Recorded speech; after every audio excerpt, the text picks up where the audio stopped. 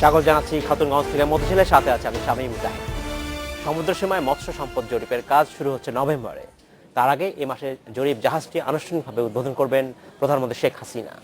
Malaysia থেকে আনা RV মিন সন্ধানী জাহাজটি কাজ শুরু করলে সামুদ্রিক মৎস্য সম্পর্কে সামগ্রিক তথ্য পাওয়ার আশা করছে মৎস্য অধিদপ্তর। তবে ৬৫ কোটি টাকায় কেনা এ জাহাজ সময় উপযোগী নয় বলে মনে করছেন কোনো বিশেষজ্ঞ। আজ আমরা আলোচনা করব মৎস্য সম্পদ জরিপ নিয়ে। ইনি আলোচনা করতে আমাদের সাথে জড়িত রয়েছেন ঢাকা বিশ্ববিদ্যালয়ের মৎস্য বিভাগের সহযোগী অধ্যাপক ডক্টর মোহাম্মদ শামসুর রহমান। তবে আলোচনা শুরু করার আগে দেখে নেব একটি প্রতিবেদন। সামুদ্রিক মৎস্য সম্পদের তথ্য পেতে আরবি অনুসন্ধানী ও আরবি মাছরাঙা নামের দুটি জরিপ জাহাজ ছিল সামুদ্রিক মৎস্য অধিদপ্তরের। এগুলোর একটি ১৯৯১ সালের ঘূর্ণিঝড়ে ক্ষতিগ্রস্ত হয়েছে, অন্যটি ত্রুটির কারণে ২০০১ সালের পর আর সমুদ্রে পাঠানো হয়নি। ফলে দীর্ঘ ১৫ বছর ধরে সামুদ্রিক মৎস্য জরিপের কাজ পুরোপুরি বন্ধ। স্টকটা আমরা পুরোটা অ্যাসেস করতে পারি নাই এবং আমাদের যে 4টা ফিশিং গ্রাউন্ড আছে এগুলো আমরা লোকেট করতে পারি নাই ওই জরিপের মাধ্যমে। সেজন্য আমরা প্রায় ২৫-৩০ বছর পিছনে ছিলাম। গভীর সমুদ্রে নতুন করে মৎস্য জরিপ করতে ৬৫ কোটি টাকায় মালয়েশিয়া থেকে কেনা হয়েছে আরবি মিন সন্ধানী জাহাজ। কেনার জন্য প্রকল্প হাতে নেওয়া হয় ২০০৭ সালে। প্রকল্পের মেয়াদ ধরা হয় ৫ বছর, কিন্তু দাতা প্রতিষ্ঠান নির্দিষ্ট সময়ে অর্থ ছাড় না করায় জাহাজটি পেতে বিলম্ব হয়। প্রকল্প নেওয়ার ৯ বছর পর জাহাজটি হাতে পেয়েছে সামুদ্রিক মৎস্য অধিদপ্তর। জাহাজটার ইঞ্জিন হচ্ছে একটা, আর এটা ৩৭ মিটার লম্বা। এখন এই যে জাহাজটা, এই জাহাজটা কিন্তু আপনি এই বে অফ বেঙ্গলে আপনি জানেন যে সাউথ ওয়েস্ট মনসুন কার্যকর থাকে প্রায় ৬ মাস। এই ৬ মাস কিন্তু সমুদ্র উত্তাল থাকে। এই উত্তাল থাকার সময়ে কিন্তু আপনার এই ছোট জাহাজটা দিয়ে আপনি সমুদ্রের যে আপনার জরিপ, সেই জরিপ কাজটা আপনি ভালো মতন করতে পারবেন না। আগামী নভেম্বরেই জরিপ কাজ শুরু করবে জাহাজটি। নভেম্বর থেকে নর্মাল ওয়েদার আসবে এবং আমরা আশা করছি যে নভেম্বরে আমরা এটা ক্রুজিং শুরু করব। আর এর আগে যেটা করতে হবে, এটা আনুষ্ঠানিক একটা উদ্বোধন করা প্রয়োজন। তা আমরা আশা করছি যে মাননীয় প্রধানমন্ত্রী হয়তো অক্টোবরের মধ্যে এটা উদ্বোধন করবেন। জরিপ কাজ শুরুর পর এর ফলাফল পেতে অপেক্ষা করতে হবে ৭ থেকে ১০ বছর। Ashraf Alam, independent news, Dhaka. দেখলাম প্রতিবেদনটি আমরা। ডক্টর মোহাম্মদ শামসুর রহমান, আপনাকে স্বাগত জানাচ্ছি অনুষ্ঠানে। কেমন আছেন আপনি? ধন্যবাদ, থ্যাংক ইউ। আজ আমরা আলোচনা করতে চাচ্ছি সমুদ্রে মৎস্য জরিপ নিয়ে কথা বলছি, এবং এটা নিয়ে বেশ দীর্ঘদিন থেকে আমরা আলোচনা করছি, শুনছি। শেষ পর্যন্ত নভেম্বরে ২০০৭ থেকে এই আলোচনা হচ্ছে। শেষ পর্যন্ত আমরা আশা করছি আগামী নভেম্বর মাসে, অর্থাৎ আগামী মাস থেকে এই কাজ শুরু হবে। এর আগে অবশ্য বলা হয়েছিল যে এই সময়টা সমুদ্রে সাধারণত উত্তাল থাকে না সমুদ্র, এই কারণে এই সময়টা হচ্ছে জরিপের জন্য ভালো সময় আর কি বলা হচ্ছে। অনেকেই অভিযোগ বলছেন যে যে জাহাজ দিয়ে জরিপ করা হবে সেটা ঠিক উপযোগী নয়। আমরা প্রতিবেদনে দেখেছি একজন বিশেষজ্ঞের কথা বলছেন। আপনার কি মনে হয় এই বিষয়ে, কি আপনি একমত তাদের সাথে? জি, আমি প্রতিবেদনটি দেখেছি এবং সেখানে আমাদের সমুদ্র বিজ্ঞান চেয়ারম্যান কাসস স্যার বলছেন যে আসলে জাহাজটি ছোট। সো হ্যাঁ, এটা সত্য যে ৬ মাস হয়তো আমরা জরিপ কার্যক্রম চালাতে পারবো না, বাকি ৬ মাস হয়তো আমরা করতে হবে। নভেম্বর থেকে হয়তো আমরা এপ্রিল মে পর্যন্ত, এরপরে আবার হয়তো স্টপ হয়ে যাবে। কিন্তু যেটা আসলে আমার দৃষ্টিকোণটা একটু ভিন্ন, যেখানে গত ২৫ বছর বা এর চেয়েও বেশি সময় ধরে কোনো জরিপে হয়নি, সেখানে অ্যাটলিস্ট শুরু তো হবে। আমরা কিছু করতে তো পারছি, অ্যাটলিস্ট শুরু হবে। শুরু হওয়ার পরে হয়তো ইনশাল্লাহ আমরা সামনে আরো বড় জাহাজ কেনা যাবে। ২০০৭-এ শুরু হয়েছে এই প্রজেক্ট, সেটা এখন ১৬তে এসে প্রথমটা আমরা পেয়েছি। তো ইনশাল্লাহ আশা করি। আর আরেকটা ব্যাপার হচ্ছে, যেটা আমি মনে করি, এর আগে কিন্তু সমুদ্র নিয়ে বা সমুদ্রের রিসোর্স নিয়ে এতটা হয় না। এখন সমুদ্র বিজয়ের ফলে এটা নিয়ে খুব বেশি আমাদের কনসার্ন হচ্ছে, এবং আসলেই তাই। কিন্তু এখন একটা জাহাজ আসছে, হয়তো ভবিষ্যতে ইচ্ছে বড় এবং আরো ভালো জাহাজ আসবে, তখন ইনশাল্লাহ আশা করি আমরা ভালোভাবেই জরিপ কার্যক্রম চালাতে পারবো। কিন্তু শুরুটা হোক। হ্যাঁ, শুরুটা হোক, সেটা আমরা চাই। এই জরিপের মূল লক্ষ্য কি আসলে? কি শুধুই কি স্টক নির্ধারণ, যে আমাদের সমুদ্র সীমায় কি ধরনের সম্পদ রয়েছে, মৎস্য সম্পদ রয়েছে, নাকি আর এটা আসলে যদি প্রজেক্ট, এটা মেরিন ফিশারিজ ক্যাপাসিটি বিল্ডিং প্রজেক্টের আওতায় এই জাহাজটা আনা হয়েছে। যদি ওই প্রজেক্টের প্রজেক্ট ডিরেক্টর বা সহকারী পরিচালক একজন থাকতেন, ওনারা হয়তো বলতে পারতেন যে আসলে এই জাহাজটার মধ্যে কি কি আছে বা কি কি। এক্স্যাক্টলি। যেটা আমরা বিভিন্ন পত্রপত্রিকার মাধ্যমে যতটুকু বুঝতেছি, যে এটা আসলে পুরোপুরি যুপোযোগী বলা যাবে না। এটাতে হয়তো সব ধরনের টেকনিক্যাল সাপোর্ট বা আদার্স হয়তো নাই। হ্যাঁ, আমরা এখন যেটা বললাম যে শুরু করতে পারবো, করে আমরা হয়তো তখন আমরা আইডেন্টিফাই করতে পারবো যে আমাদের আরো কি কি ধরনের টেকনিক্যাল সাপোর্ট দরকার, বা আমরা বলতেছি কিন্তু হাইটেক, আমি পেপারে দেখলাম যে বলতেছে যে জাহাজটি হাইটেক, তার মানে হাই টেকনোলজি সবই আছে, আচ্ছা। আমরা ধরে নিলাম। রাইট। কাজ শুরু হওয়ার পরে আমরা হয়তো আইডেন্টিফাই করতে পারবো আরো স্পেসিফিক্যালি যে আমাদের এই জিনিসটা আরো দরকার বা এইভাবে হলে ভালো হয়। এবং এখানে ক্রুজ সংখ্যা দেখলাম যে 24 কি 28 জন বা এরকম টোটাল জাহাজটা থাকে, মানে আসলেই ছোট, মানে আসলে ওই ধরনের বে অফ বেঙ্গল এখন আমাদের যে পরিমাণ এরিয়া এটা কভার করার জন্য এত ছোট জাহাজে আসলে সম্ভব না। একটা জাহাজ এটা তো সারা বছর ধরে কাজও করতে পারবে না, হয়তো বড় জাহাজ যদি হইতো সারা বছর ধরেই আমাদের জরিপ কার্যক্রম চলতো। আর আরেকটা ব্যাপার আমি এটার সাথে অ্যাড করি, ব্যাপারটা এরকম, আমরা হয়তো ভুল বুঝতেছি যে এই জাহাজটাই সব করে ফেলবে, ব্যাপারটা এরকম না। তা নয়। স্টক অ্যাসেসমেন্টের কয়েকটা ওয়ে আছে, এটা একটা, এটা আসলে এই জাহাজটা সার্ভে প্লাস রিসার্চ গবেষণার জন্য ব্যবহৃত হবে। এট দ্য সেম টাইম আমাদের মাছ ধরার জন্য যে ট্রলারগুলো অলরেডি চলতেছে সেখান থেকে ক্যাশ ডাটা নিয়ে আর অন্য অনেক ওয়ে আছে, অনেক আমরা ওয়ে stock আছে assess যেখানে করার। করা যেতে পারে। জনাব রহমান, আপনাকে ধন্যবাদ। আমাদের সময় হচ্ছে ছোট্ট একটি বিরতির, আমরা নিচ্ছি 50 সেকেন্ড একটি বিরতি। ফিরে এলাম আবার আলোচনায়। জনাব রহমান, আপনার কাছে জানতে চাচ্ছি যে প্রাথমিকভাবে বলা হচ্ছে স্টক অ্যাসেসমেন্টের কথা বলা হচ্ছে, এই স্টক অ্যাসেসমেন্টে আমরা মূলত দেখবো যে আসলে আমাদের কী কী ধরনের সামুদ্রিক মাছ রয়েছে। তো এর মধ্যে আমরা অনেকগুলোই জানি যেগুলো কমার্শিয়ালি ভ্যালুবল, অর্থাৎ যেগুলো আসলে বাজারে বিক্রি হয় না বা যার কোনো কমার্শিয়াল ভ্যালু নেই। এই নতুন অ্যাসেসমেন্টের ফলে কি আমরা এটা আশা করতে পারি যে বাংলাদেশের যেহেতু বর্ধিত সমুদ্রসীমা আমাদের হয়েছে, কমার্শিয়াল ভ্যালু আছে এমন স্টকের সংখ্যা বেশি হতে পারে, এমন কি আপনি মনে করেন? যেটা আমরা বারবারই কথাটা আসতেছে যে গত 25 বছর 30 বছর থেকে ওরকম কোনো আর 80 সালে 1980তেই লাস্ট বোধহয় জরিপ হয়েছিল, এরপরে আর গত 25 বছর হয়নি। জরিপ যেতে হয়নি। সো এটা হচ্ছে যে এরকম যে তখন যেই স্টক বা যেটা ছিল এই 25 বছরে এটা স্টক, এটা পপুলেশন ডিনামিক্স বলে একটা ব্যাপার আছে, যে পপুলেশনের বংশগতিবিদ্যা, মানে এটা পপুলেশন গতিবিদ্যা, এটা চলমান একটা প্রক্রিয়া। এটা সেই 25 বছর আগে আমরা যে 4টাকে ফিশিং গ্রাউন্ড বলছি, আমাদের 4টা ফিশিং গ্রাউন্ড আছে, আই এম শিওর যে স্টিল ওই 4টাই ফিশিং গ্রাউন্ড কিনা, বা আমাদের আরো নতুন কোনো গ্রাউন্ড আছে কিনা বা কমলো কিনা। বা কমলো কিনা, উই ডোন্ট নো।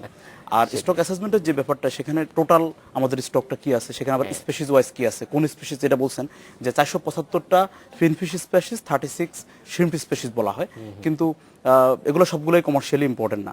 বাট এর মানে এই না যে এটা প্রয়োজন না, ইকোসিস্টেমের জন্য প্রয়োজন আছে। অবশ্যই প্রয়োজন। আর কমার্শিয়ালি ইম্পর্টেন্ট না বলতে শুধু হিউম্যান কনজাম্পশনের জন্য তা কিন্তু না, এর বাইরেও কিন্তু আমরা ট্রাশ ফিশের অন্য অনেক ইউজ আছে, ফিশ ফিড তৈরি করার জন্য ইউজ হয়, পোলট্রি ফিড তৈরি করার জন্য ইউজ হতে পারে, এরকম। সো অনেক আমাদের যেটা হবে যে স্টক অ্যাসেসমেন্ট, আপনি যেটা বলছেন শুধু কয় ধরনের প্রজাতি আছে তা না, সেই প্রজাতিগুলোর বিস্তৃতি, কোন কোন জায়গায় তাদের ডিস্ট্রিবিউশন, তারা কোথায় আছে, এদের এইজ, এদের সাইজ, এদের sex, reproductive ground, spawning ground, feeding ground, প্রত্যেকটা জিনিস মিলে হবে স্টক অ্যাসেসমেন্ট। এবং শুধু কিন্তু তা না, এর বাইরে আরও আছে, কতগুলো ট্রলার এখন মাছ ধরতেছে, আসলে কি এতগুলো ট্রলারকে মানে মাছ ধরতে সুযোগ দেওয়া উচিত কিনা, না আরও বাড়ানো সম্ভব।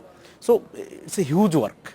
এটা মৎস্য ভবনের পরিচালক, মহাপরিচালক আরিফ আজাদ সাহেব বলতেছিলেন যে এটার রেজাল্ট পেতে 5 থেকে 7 বছর লাগবে। সো আপনি বুঝতেছেন, মাত্র শুরু করবে, 5 থেকে 7 বছর পরে যা হয়তো আমরা বলতে পারবো যে হ্যাঁ স্টকটা এরকম, মানে শর্ট টার্মে যে আমরা একটা পেয়ে যাবো এরকম না। তাও ঠিক, কিন্তু এই জরিপ আসলে জরিপ করতেও কদিন লাগবে? জরিপ যদি বলি যে ওশানোগ্রাফিক এক্সপিডিশন প্রথম ওয়ার্ল্ডে, যেটা চ্যালেঞ্জার এক্সপিডিশন বলা হয়, সেটা 4 বছর ধরে মানে করছিল তারা, করে 23 বছর লাগছিল তাদের সেই রিপোর্ট দিতে, মানে ডাটা অ্যানালাইসিস করে সব ধরনের, বিশাল, যেটা বললাম আপনাকে, অনেক বড় ধরনের একটা কাজ। আর আমাদের এখন তো এটা করতেই হবে। একটা সময় হয়তো ছিল সামুদ্রিক মৎস্যের প্রতি আমাদের অতটা আগ্রহ ছিল না, মানুষ কম খেত, কিন্তু এখন কিন্তু তা না, এখন আস্তে আস্তে কিন্তু বাড়তেছে। আর আমাদের যদি এরিয়া বাড়ছে, আমাদেরকে এটা যেতেই হবে, কারণ এর ফলে আমরা রপ্তানি আয়, আমাদের বাইরে আমরা এক্সপোর্ট করতে পারবো। সো সেখান থেকে এটাকে আমাদের মানে একটা বড় ধরনের, শুধুমাত্র 165 কোটি টাকার প্রজেক্টে হবে না, এখানে আমার মনে হয় আরো বিনিয়োগের সুযোগ আছে, আরো বিনিয়োগ করতে হবে। যেটা প্রায় বলা হয়ে থাকে, আমাদের যেসব মাছ ধরা ট্রলার যেগুলো সমুদ্রে যে মাছ শিকার করতে যায়, সেগুলোর আসলে মনিটরিং খুব অভাব। এই মনিটরিংটা আসলে কিভাবে রাখা যায়, কারণ প্রয়োজনীয় অনেক মাছ তারা আসলে ধরে ফেলে এবং আসলে মৎস্য সম্পদের ক্ষতি হয়। হ্যাঁ, এটা এই মনিটরিং নিয়ে অলরেডি জরিপের কোনো ফিশিং ভেসেল ট্র্যাকিং এর জন্য আলাদা আরেকটা বসানো হয়েছে, মেরিন ফিশারিজ ক্যাপাসিটি বিল্ডিং প্রজেক্টের আন্ডারেই। হ্যাঁ, রিসার্চ যখন করব, যখনই আমরা জানতে পারবো যে, সে ফর এক্সাম্পল, যে আমরা বললাম যে আমাদের যে রূপচাঁদা মাছ, যে এটার স্টক আমাদের আছে, এখন কতগুলো ট্রলার এই মাছটা ধরে, আমরা সেটা দেখব, তাদের ক্যাশ কি পরিমাণ হয়।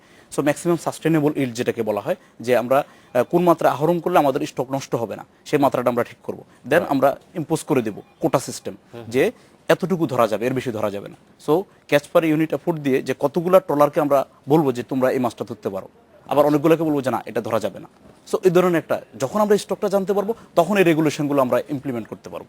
আচ্ছা, এই রেগুলেশন ইমপ্লিমেন্ট করা যে ঠিক আছে, কিন্তু আবার একই সাথে এটা আসলে এনফোর্সমেন্ট কিভাবে হয়? অনেক সময় এটা কিভাবে সম্ভব যে একটা ট্রলার কি পরিমাণ মাছ ধরছে এবং সেটা আমরা সেটাই তো বললাম, লাইসেন্স থাকবে তাদের, এখানে আমাদের মনিটরিং সেল থাকবে, তারা যখন স্টকটা নিয়ে ল্যান্ডিং সেন্টারে আসবে, সেন্টারে যখন আসবে তখন এটা দেখা হবে, তখন সেটা আসলে করা সম্ভব বলে আমাদেরও বিশ্বাস। জনাব রহমান, আপনাকে ধন্যবাদ। আমাদের সময় হচ্ছে ছোট্ট একটি বিরতিতে যাবার, আমাদের সাথেই থাকবেন, সময় হলে ছোট্ট বিরতি।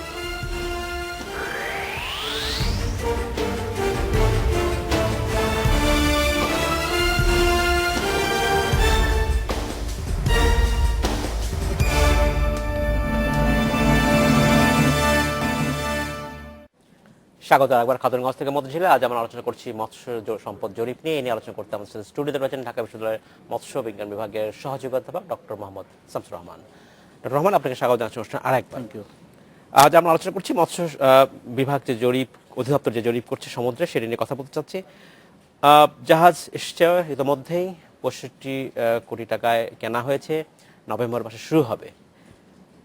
তার এই যে জাহাজ যখন জরিপে যাবে তখন কি ধরনের আসলে এক্সপার্টিস থাকা উচিত, অর্থাৎ আমি বলতে চাচ্ছি কি ধরনের বিশেষজ্ঞ থাকা উচিত সেই জরিপ জাহাজে, যারা পুরো বিষয়টাকে আসলে পর্যবেক্ষণ করবেন এবং জরিপ করবেন? ধন্যবাদ এই কোশ্চেনটির জন্য। আসলে এটা খুব জরুরি একটা ব্যাপার যে জাহাজ আসছে, এটাই কিন্তু শেষ না, এটা শুরু।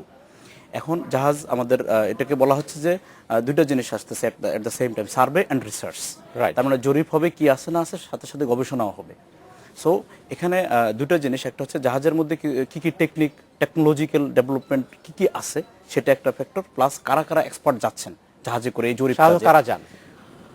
যদিও প্রজেক্টটা হচ্ছে মৎস্য অধিদপ্তরের marine fisheries capacity building project, so এখন যদি ওনারাই ঠিক করবেন আসলে ওনারা কাদেরকে নিতে চাচ্ছেন। তবে আমার একটা রিকমেন্ডেশন থাকবে, সেটা হচ্ছে এরকম, এখানে অবশ্যই মৎস্য অধিদপ্তরের লোক থাকবেন, কিন্তু at the same time fisheries research institute, আপনি জানেন মৎস্য গবেষণা যেটা বাংলাদেশে, এটা থাকতে হবে। Bangladesh fisheries development corporation, BFDC যেটাকে বলে, সেখানকার থাকতে হবে।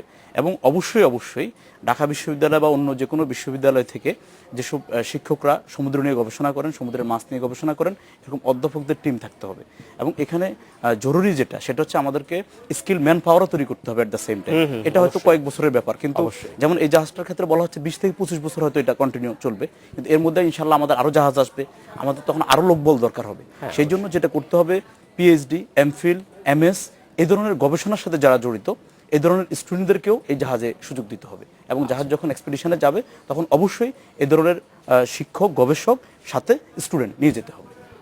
নিশ্চয়ই নিতে হবে, কিন্তু একই সাথে এটাও নিশ্চয়ই বুঝতে হবে যে জাহাজ যাচ্ছে তারও নিশ্চয়ই স্থান দেবার মতো এটা আমরা আলোচনায় আসছে যে ছোট জাহাজ সংকুলন করা সম্ভব নয়। মধ্যে 24 জন মনে হয় টোটাল একসাথে ইয়ে করতে পারবে, এর মধ্যেই করতে হবে নিশ্চয়ই প্রায়োরিটি বেসিসে করা হবে। আমার একটা মানে with due respect to the peoples from ডফ, আমার একটা ইয়ে থাকবে, সেটা হচ্ছে এরকম যে প্রমোদ ভ্রমণ যাতে না হয়, যে কয়েকজন মিলে গেলাম ঘুরে আসলাম, এরকম না ব্যাপারটা। আমরা সেটা আশা করি। ভেরি সিরিয়াস থিংস, এখানে রিসার্চ হবে, এখানে জরিপ হবে, ওই ধরনের এক্সপার্ট লোককে এখানে রাখতে হবে। আর যেহেতু আপনি এক্সপার্ট ম্যান পাওয়ারের কথা বলছেন, এক্সপার্ট টেকনোলজি থাকা দরকার, কি কি ধরনের ইকুইপমেন্ট বা যন্ত্রপাতি?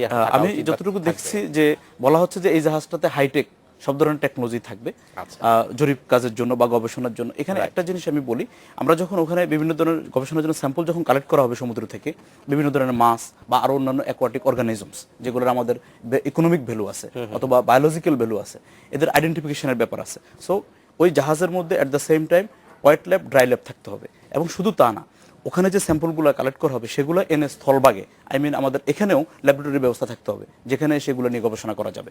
সো জাহাজের মধ্যে থাকতে হবে সেই ধরনের laboratory equipment, at the same time স্থলভাগেও সেই ধরনের আমাদের ফ্যাসিলিটি থাকতে হবে যাতে আমরা এটার রেজাল্টটা পেতে পারি। আচ্ছা, আমি ধরে নিচ্ছি যে এই যে অভিযানে যাওয়া হবে, যে জরিপ চলবে, তাতে বিপুল সংখ্যক তথ্য পাওয়া যাবে, কিন্তু সেই তথ্য আসলে তথ্য হবে না যদি না সেই তথ্য থেকে আমরা আসলে কোনো কিছু অনুসন্ধান করতে পারি, অ্যানালাইসিস করতে পারি। সেই ডেটা অ্যানালাইসিস আসলে কিভাবে সম্ভব হবে, সেটা আরেকটা বড় পার্ট হবে। যেটা বললাম যে চ্যালেঞ্জার এক্সপিডিশনের ক্ষেত্রে 4 বছরের ডাটা অ্যানালাইসিস করে রিপোর্ট জমা দিতে 23 বছর লাগছিল। হ্যাঁ, আমাদের প্রতিবেদন করতে বলা হচ্ছে যে এই জরিপের ফলাফল পেতে 7 থেকে 10 বছর সময় লাগবে। সময় লাগবে। তো এই সময়টা আমরা At the বুঝতে same পারছি time যে আমাদেরকে একটা গবেষণা হবে ন্যাশনাল ডাটাবেস তৈরি করতে হবে। Right. এই বে অফ বেঙ্গলের উপরে ন্যাশনাল ডাটাবেস থাকবে, যেখানে আমরা যে ধরনের ডাটা পাচ্ছি, যে ধরনের স্টক অ্যাসেসমেন্ট পাচ্ছি, স্পেসিস পাচ্ছি, সবকিছু আমরা ওই ডাটাবেসের মধ্যে থাকবে, যাতে এই ধরনের গবেষণায় যারা জড়িত বা এমনকি যারা মাছ ধরবে ট্রলার, তারাও যাতে এই ডাটাটা ইউজ করতে পারে। আচ্ছা, তাহলে ডাটা অ্যানালাইসিস যখন হবে, এই অ্যানালাইসিস করার মতো তো আসলে দক্ষ লোক দরকার। সেই দক্ষ লোক কি আমাদের আছে বলে আপনার মনে হয়? এই মুহূর্তে হয়তো জাহাজে তাদের স্থান দিতে হবে না, কিন্তু অন দ্য গ্রাউন্ড যেটা বললাম যে গ্রাউন্ডে এসে মানে ল্যান্ডে এসে সেই রিসার্চের জন্য সেই রিসার্চ করবার মতো অবশ্যই জনবল আছে। আমাদের বাংলাদেশে বর্তমানে আপনার 32টা পাবলিক ইউনিভার্সিটির প্রায় 20টার উপরেই আপনার ফিশারিজ ক্যাডার তৈরি হচ্ছে। আচ্ছা, সো ওখান থেকে এরকম যারা ফিশারি গ্র্যাজুয়েট, যারা ফিশ পপুলেশন ডাইনামিক্স জানে, যারা স্টক অ্যাসেসমেন্ট জানে, তাদেরকে নিয়োগ দিতে হবে এই ধরনের ডাটা অ্যানালাইসিস করার জন্য। এখানে বিভিন্ন ধরনের মডেল আছে, surplus production model, yield model করে আমরা, সো ওই ধরনের এক্সপার্ট লাগবে যে জানে এই জিনিসগুলো, টেকনিক্যাল নলেজগুলো যা আছে। বিভিন্ন ধরনের সফটওয়্যার ইউজ করতে হবে, এই ধরনের লোক নিয়োগ দিতে হবে যারা অ্যানালাইসিস করে আমাদেরকে আউটপুটটা দিবে যে হ্যাঁ আমাদের এই স্টক আছে, এখান থেকে এই পরিমাণ ধরা যাবে, এই পরিমাণ ধরা যাবে না, অথবা এই স্পেসিস কম ধরা যাবে, এই স্পেসিস বেশি ধরা যাবে।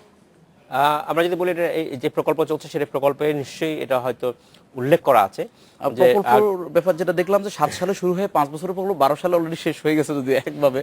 সো এটাকে নতুন করে আবার রিভিটালাইজ করা হয়েছে, কারণ আসলে বলা হচ্ছে যে দাতা সংস্থার কাছ থেকে আর্থিক সহায়তা না পাওয়ার কারণে এই প্রকল্প শুরু করতে আসলে দেরি হয়েছে।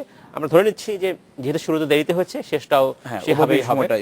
কিন্তু ওই মূল বিষয়টা হচ্ছে যে আসলে ডাটা অ্যানালিসিসের কথা বলা হচ্ছে যে যারা এটাকে গবেষণা করবেন, দেখবেন কিভাবে আসলে আমরা এই ডেটা থেকে লাভবান হতে পারি, সেইটা এটা একটা বড় বিষয়। এটা আসলে কোনো মানে ন্যাশনাল ইকোনমিতে এটার ভূমিকাটা কি থাকবে এটা জরুরি। কারণ আমরা সার্ভে করলাম, গবেষণা করলাম, কিন্তু এটা থেকে আমাদের আউটপুটটা কি হবে, আমরা জনগণের জন্য এখান থেকে কি মেসেজ নিয়ে যাব বা কি লাভটা হবে আমাদের, সেটা হচ্ছে যেটা বললাম যে এখন আমরা জানি না যে কি কি স্পেসিস আছে বা কোনগুলো ইকোনমিক ভ্যালু আছে। আমরা যখন এই স্টক অ্যাসেসমেন্টটা পাবো, আমাদের বিভিন্ন স্পেসিস সম্পর্কে জানবো, তখন আমরা অতি আহরণ হবে না, সাস্টেনেবল ইল্ড হবে, সাস্টেনেবল ম্যানেজমেন্ট হবে। সো উই হোপ যে এখান থেকে আমাদের, আমি শুধু মৎস্য সম্পদের কথা বলছি, সমুদ্রে শুধু মৎস্য সম্পদ না, বে অফ বেঙ্গলে আরও অনেক ধরনের রিসোর্স আছে, আমরা শুধু মৎস্যটা নিয়ে কথা বলছি। সো এখান থেকে আমরা অনেক বেশি মৎস্য সম্পদ আহরণ করতে পারবো এবং ইনশাআল্লাহ এটা সাস্টেনেবল ওয়েতে চলবে। এই আমি বলছিলাম যে আসলে কিভাবে লাভবান হতে পারি, এই জরিপ থেকে হয়তো আমরা তথ্য পাচ্ছি, সেই তথ্যের ভিত্তিতে নিশ্চয়ই আমরা বড় কাজ করব। কিন্তু যে প্রকল্পের কথা বলা হচ্ছে, সেই প্রকল্প কিন্তু আসলে আরো এক্সটেন্ড করতে হবে, কারণ এর পরের ধাপ হচ্ছে মৎস্য সম্পদ রক্ষার জন্য বা মৎস্য সম্পদ বৃদ্ধির জন্য যে কাজ করতে হবে, সেই প্রকল্প কি পাশাপাশি ভাবা উচিত কিনা, নাকি একেবারেই 7 থেকে 10 বছর পরে আমরা ভাববো? না না না না, এটা এই প্রজেক্ট তো আইদার এটা এক্সটেন্ড হবে, এটা কন্টিনিউ হবে, কিন্তু এট দ্য সেম টাইম আরো অনেক ধরনের প্রজেক্ট আমাদের এটার সাথে লাগবে। যেটা বললাম যে যখন গবেষণা শুরু হবে তখন তো বিভিন্ন প্রজেক্ট বিভিন্ন অংশ নিয়ে গবেষণা করবে, এক একটা স্পেসিস নিয়ে গবেষণা করার জন্য অনেক বড় প্রজেক্টের দরকার হবে। আচ্ছা, সো সেই ক্ষেত্রে এটা এখনই ভাবতে হবে যে ভাবতে হবে, বিভিন্ন এনজিও আছে তাদেরকে ভাবতে হবে, যারা ওশান নিয়ে চিন্তা করে, যারা সমুদ্র, প্রাইভেট সেক্টর এখানে এগিয়ে আসতে পারে বলে প্রাইভেট সেক্টর অবশ্যই এগিয়ে আসতে পারে, যারা এখন ট্রলিং এর সাথে জড়িত তাদেরকেও এখানে ইনভেস্ট করে। যখন জরিপ কাজ হচ্ছে পাশাপাশি এর পরবর্তী প্রকল্প নিয়ে আসলে ভাবা উচিত। ডক্টর মোহাম্মদ শামসুর রহমান, আপনাকে অসংখ্য ধন্যবাদ। আমরা আশা করব যে এই জরিপ সফলভাবে কার্যকর হবে এবং বাংলাদেশের অর্থনীতিতে একটি বড় ভূমিকা রাখবে। ধন্যবাদ। এই ছিল আজকের আমাদের খাতুনগঞ্জ থেকে মধ্যশিলে। আমাদের সাথেই থাকবেন, দেখা হবে আবারও।